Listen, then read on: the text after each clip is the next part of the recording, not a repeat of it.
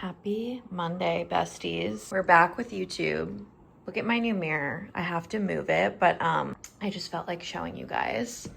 And I'm gonna settle in. Ooh! Made myself a coffee for the first time with my little lavender Keurig.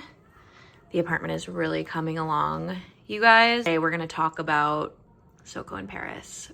I never really answered questions and just like everything you need to know if you want to move to Paris for the summer. So I figured YouTube is a great place to do it because we can chat. I flipped the camera and I was like, I need a little eye mask. Anyways, okay. Basically the journey of me going to Paris is been on like a ton of Paris trips in my mid to late 20s. I went with my best friend Jess, just the two of us. That was like the first time I went, besides like studying abroad and going with my family. So much research for that trip and really just like planned out this like insane like girls trip for us.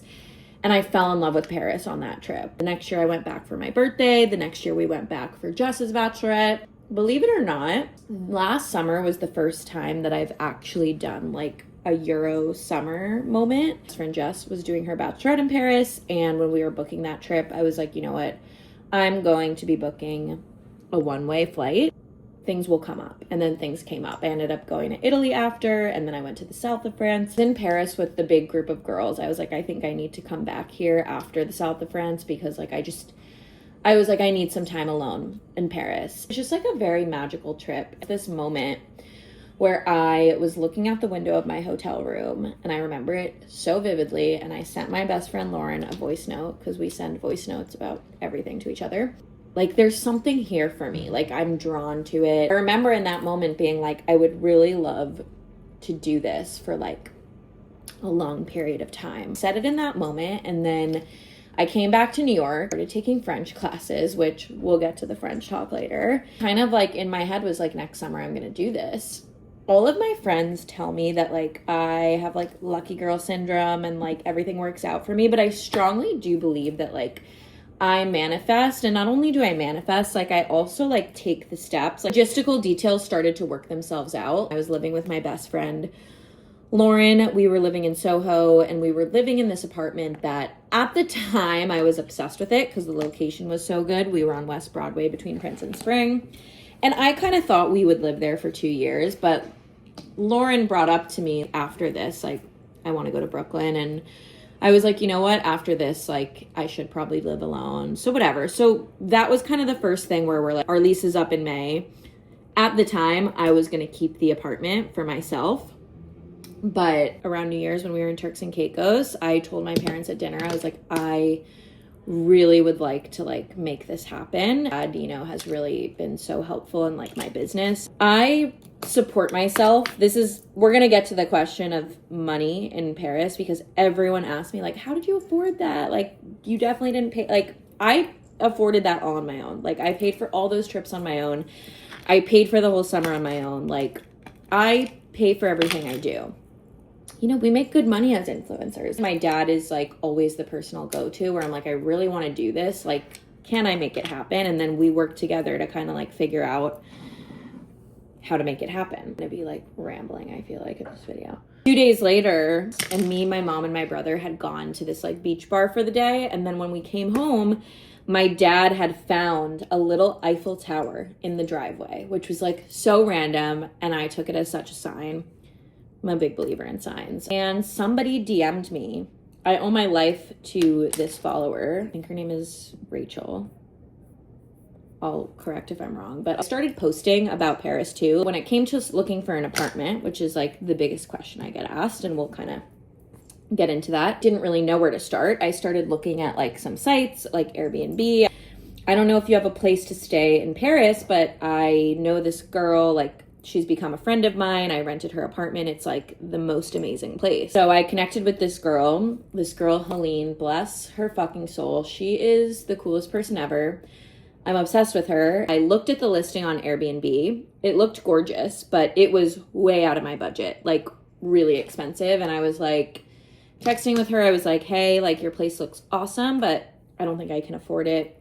And she was like, honestly, I would rather have someone that I kind of know through like a mutual. So what is your price? And I gave her the price. I'll be super transparent with you guys. My rent in Paris was $3K a month, which is definitely high in Paris. I definitely could have found less, but honestly, the apartment fell into my lap. Less than what I pay now, less than what I would have paid if I stayed in the other apartment alone. I mean, New York is out of control. In Paris, you can find much better rent, but also this apartment, you guys saw it on my Instagram. It was fucking huge, beautiful, and it was everything. So I found the apartment through Instagram, so I can't be much help there. And it is something I will be gatekeeping, except for like close friends and family, because my place, like, I'm sorry, like that place is so special to me and I want to be able to rent it. I'm planning on maybe going next July. It was beautifully decorated, double the size of the apartment I'm living in New York, which is crazy, but it was still a 5-floor walk up, still no AC. That's what you're gonna get in Paris. And I don't know, I'm like a pretty easy person, and I feel like I gotta take these off. I'm kind of low maintenance, so none of those things like bothered me at all. Yes, some days it was really hot, but like that, it's part of the European vibe. It was located in the 11th, which that was also something I really loved about living in Paris this summer, is the 11th is not a neighborhood that I had really explored at all. Right outside of the Marais. It's a very like hipster, up and coming, like lots of cool wine bars, restaurants. I'd say it's giving like a Brooklyn, like maybe like a Greenpoint, or even like people were comparing it to Bushwick, which is so not my vibe in New York.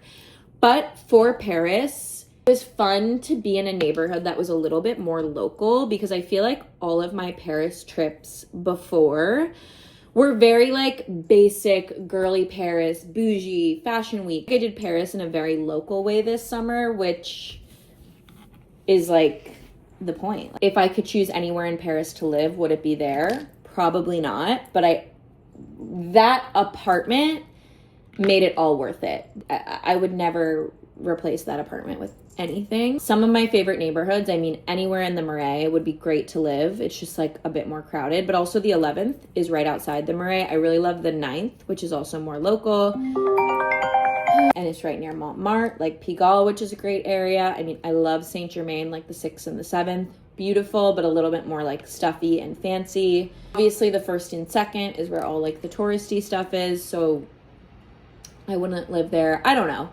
I think I really learned this summer that being in like a space that like inspired me and I felt comfortable in, because like I was alone like so much of the time, but I had this like beautiful Parisian palace that I just, you guys, I like coming down from this experience to the point where like I still haven't really found my groove yet in being back in New York. Super chaotic the past few weeks. And yeah, I spoke about this a little on my TikTok. I'm not getting into it now. Paris and New York might seem like they're kind of similar. Paris is a major city, but the lifestyle is so different, especially over the summer. And just something to keep in mind about like living in Paris is the summer was the perfect time for me to do it. But also during the summer, like if you're really looking to like settle in and like make friends, which we'll talk about later, like everyone is gone during the summer. Everyone is in and out of like where their home base in the summer, because I feel like everyone's just traveling Europe. But also like Paris is just so magical during the summer too. Very, very different to New York in the sense that people really just live more presently and less rushed, and like just you're just being to be. In New York, it is the most fun, amazing city. There's always something going on, but maybe it's just the world that I'm in, but it feels like there's always like an outcome to everything you do. And it's intense and it's hustle bustle. And in Paris, it's just, I don't know, it's just quiet and calm. On a Saturday, like walking around, like it's just peaceful, and people are sitting at dinner and having a wine and like going to the park at 10 p.m. because the sunset doesn't set till 10:30 over the summer. Like it's just, my cortisol levels have never been lower than when I lived there. I'm definitely not like a overly anxious person, but I think New York definitely stresses anyone out. And being in this like place that was just, I don't know, it was just so free, very slow. Also, when it comes to work, I feel like that's a question I get asked a lot, is like, did you work while you were in Paris? And TBH, I didn't work that much. My management team had kind of prepared that prepared me for that. Basically, the nature of my job is like how I make the majority of my money is through brand partnerships.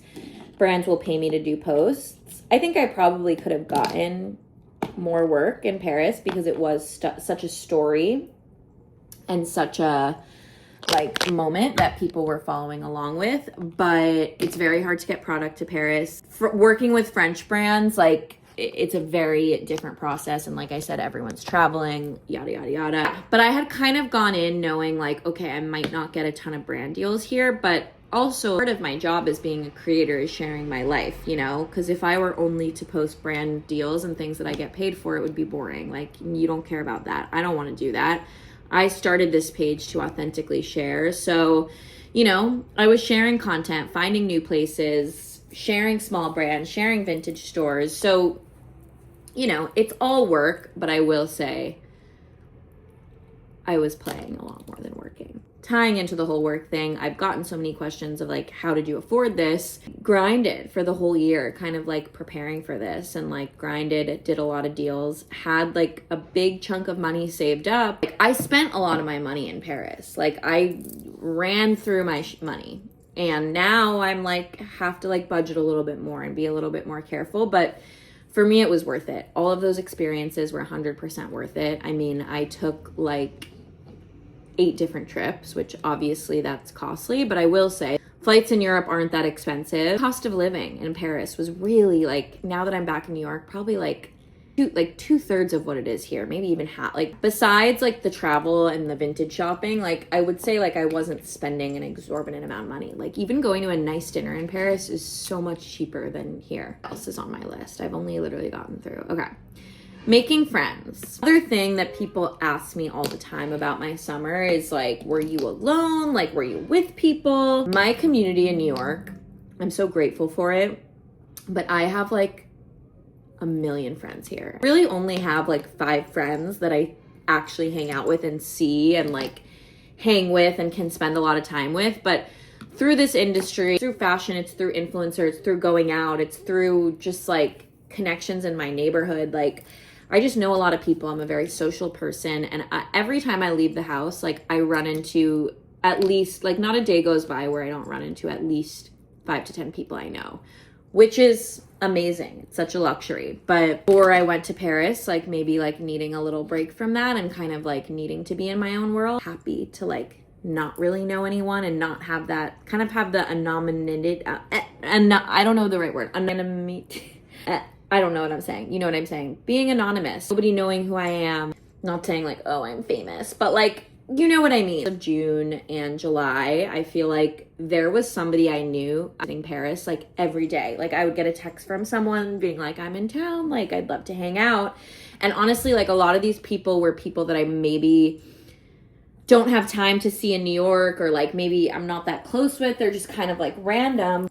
Being alone in a city makes you kind of vulnerable, and I was just like, yeah, I'd love to hang out. So I got to like hang out with like so many amazing like random characters along the way, which was also special. Like, I ran into this girl that I know through the industry that I got dinner with like the first night I moved into my apartment, and I was like, you have a special place in my heart, because I feel like anyone who I met or like had an experience with this summer is just, this summer was so special to me that all those people feel like a part of it too. Making friends in Paris is difficult. Like, it's in New York, it's very much like a vibe of like, you leave the house, you're making friends, you're talking to people at the coffee shops, you go out at night, you meet people. And in Paris, it's just people are a little bit more in their own world, don't really have the need to like make a million friends. I didn't really have any close friends, and it was pretty hard to like make close friends, but I did get closer with a lot of people that I knew. For example, my friend Clem, who I met in New York, but she lives in Paris. Like, we became really, really close this summer, which was a blessing. Became really close with a lot of these people that I went on trips with. I was just in such a more free, open state. I think when you move to a new city and you don't really know anyone and you're just in this like very limited experience, like I really went into it being like, I just want to be so spontaneous and just like let the wind take me. So, you know, when a friend of mine reached out that I'm not super, super close with, and she's like, want to come to Ibiza? I'm just like, done, I'm in. Said yes to everything. And it was it was magical. A lot of these trips that I went on were with people I knew from New York or people I met over the summer. Just, I don't know. I manifested that for myself. Like, I went into the summer being like, I want to be like in a different city every weekend kind of vibe, like with random people. And that's what happened to me. Yeah, very hard to make friends in Paris, especially because I didn't speak good French. I took French classes for almost a year at Cuckoo and Soho, which I love them. The classes are only once a week, and if you want to learn French, it is such a difficult language. Like, you really have to be committed to it. And I was at first, but then I'm busy and like hard to like commit to a language, like something like school that feels like school at this age. Also, Cuckoo teaches you in a very like conversational way, because I feel like there is like an etiquette to like the way that you act in like a coffee shop in France or like a restaurant. And like I learned those things in my French class, but I wouldn't say I got there and was like gung-ho speaking French. And also, people just speak English to you when you try and speak French if you are most likely an American. I found that like I could be there successfully for the summer and like not fully speak French. I was fine. So like if you're thinking about doing this and you don't know a word of French, that's okay. Do you think my only regret is like I wish that I spoke more French. I wish I practiced my French more. I got scared. It's intimidating to learn a new language. So I want to keep up with it. I want to maybe get back into my classes, but we'll see. I am also working on a Substack with all of my spots rounded up. I feel like all my favorite spots of the summer were much more local, kind of what I was saying earlier. Tried things that weren't like the typical like Paris view of the Eiffel Tower vibe. Fashion differences. I feel like my style I didn't even think about style or like I did, but I feel like in New York, I think so hard about my outfits and what I'm going to wear and like yada, yada, yada. Whereas in Paris, it's just like this effortless vibe. Like the women just dress so effortlessly. Really practicing like the 5-minute outfit, just like first thing that comes to mind, not trying too hard. I wore ballet flats every day and little slip dresses, and I just felt like beautiful and free and natural like every day. And just every trip I went on, I just like bought things and wore them on these trips, and it was easy. Like, I don't know, when you're in a good headspace and like when life flows, it flows. That's kind of the same with style. Like, that's why I love talking about personal style, because it just evolves as your life evolves. And I feel like my style was very reflective of the time of life that I was in, and just having fun and just like wearing things that were like made me happy, but also that were just like comfortable and easy. Oh, transportation. Paris is a small enough city, but it's also pretty big. And I used to think of Paris as like such a great walking city, but there's certain areas, like, okay, if you want to walk from the 11th to like the gardens and the whatever, and the Louvre, it's going to be like an hour-long walk. I got there, and at first I was like, you know what, I'm going to take the subway or the metro, and I did a few times. I was interviewing this girl at a vintage store, and I had taken the subway all the way from the 11th to Saint Germain, and I was dripping sweat. It was like one of the hottest days, and she was like, oh my god, you cannot take the metro in the summer. Like, the only way to get around is by bike. Watching everyone bike, and I was like, I wish that could be me, but I'm too scared. Like, I don't think I can do it. And then that day I was with some girls from New York. We were at a vintage store, Bobby, and I remember I was just like, I have to get on a bike. Like, I'm biking home. I need to rip the Band-Aid off. I did it. I hit someone. Like, they were okay. I had a couple of difficulties in my first few times biking, but I did it, and I was addicted. The best way to get around Paris is the Lime bike. I'm telling you, if I can do it, you guys can do it. The Lime bike changed my life, and it made my summer. Being around Paris is one of the most magical therapeutic experiences. What else? Also, something to keep in mind with the summer in Paris is that everyone leaves in August. It's like everyone goes on vacation. Very quiet, which is actually really nice. But I would say if I were to do anything differently about my summer, I did the majority of my travel in July. If you want to do the whole like Euro summer traveling within like living in a city, I would say do the majority of it in August, because there were times in August like a lot of stuff shut down where I was like kind of bored. pretty settled at that point, so it was nice to have some quiet time. Oh, I didn't even talk about like the logistical thing, like a visa. Of course, I'm like talking about all this random shit. You can be in France for 90 days without a visa. So that's what I did. I did the 90 days exactly. I think that's why the summer was a great time to do it. Like I said, for me, I think summer is like my time to be in Europe. Very drawn to the whole Euro summer of it all, but like not in like an annoying way. Like I really feel like I belong there. It sounds cheesy, but I think like a part of me, like all my friends are like, you're gonna marry a European man, which like I would love that. Also, like I do think in terms of, I didn't even talk about this, it wasn't on my list, but just because I said that, I think the dating, I don't talk about dating a lot because personal thing that I just feel like online, I don't know, it just feels like a boundary I need to set. But I do think kind of in the way that everything was more free and open, I think dating in Europe is much different than dating in New York, which I loved personally. And I had a lot of fun, and that's all I'll tell you. But definitely just everything, it's just more chill. It just, everything is more chill. But anyways, loved being there over the summer. Everyone's asking me, do you want to move back full time? I had a really hard time going back there in September, October for Fashion Week. It made me really sad because I didn't really have the time to like settle into my New York apartment. So I think it was fucking with my head of like, is Paris where I should live? I don't know. The answer is I don't know. I really do see a piece of myself in Paris. It is a place that it literally like it sits in my heart every single day, like because I had this like experience there that was so individual and so like something I will only ever know. This summer I was first of all in like one of the best mindsets I've ever been in my life. I feel like I started over at age 27, which is cool. I grew so much. It really pushes you out of your comfort zone. Like when I first got there, I was like, respectfully, what the fuck am I doing? Like, I don't know anyone here. Like, what am I gonna do? But I got there and I was like, you know what?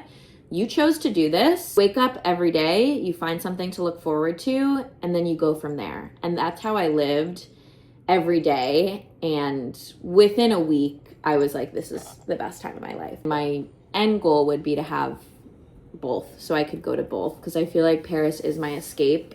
And it was also kind of like weird to be there with like a ton of people I know over Fashion Week, because it's almost like I get like weirdly possessive over it, where I'm like, this is my place. Used to like being there and just like tending to myself. I really want to go back next summer for at least a month. My best friend's getting married in Italy at the beginning of August, so I would love to like rent my apartment for July and then travel Europe in August. Lucky that I get to go there for work for Fashion Week, hopefully more and more as I continue to progress in my career. I could see myself like living there for a year, because I don't know, but I'm also just getting adjusted to this new New York life, living alone for the first time. Yeah, I'm in very much of a transition phase right now. Would do it over a million times. I'm on it when I say it. Honestly, it was the best thing I ever did. It was the most magical time in my life. It really was. And I get like super emotional thinking about it, but I'm just so grateful for the experience, and I'm so grateful that I followed my gut. You have a gut feeling about something, like don't ignore it. Like that is your body telling you, that is the universe telling you that like that's meant for you. So, and I feel so lucky because I know not everyone can do this financially and with their jobs too. If you are someone who, maybe you're not an influencer, maybe you're not freelance, if you work a remote job, like you can easily do it too. Because with the time difference, it's like, you know, the days in Paris feel so long over the summer. The sun sets so late, like you could live 5 days in one. Comment or DM me any other questions, but I just wanted to get that all out there. Have a great week. And hopefully the Substack, that's what I'm going to work on for the rest of the day. Paris day. I woke up feeling a little sad, so we're having a Paris day. Whenever I get sad, I think of myself in Paris, because I loved her. I loved that version of myself so much. You guys, hope you enjoyed, and let me know what you want to see on YouTube next. Bye.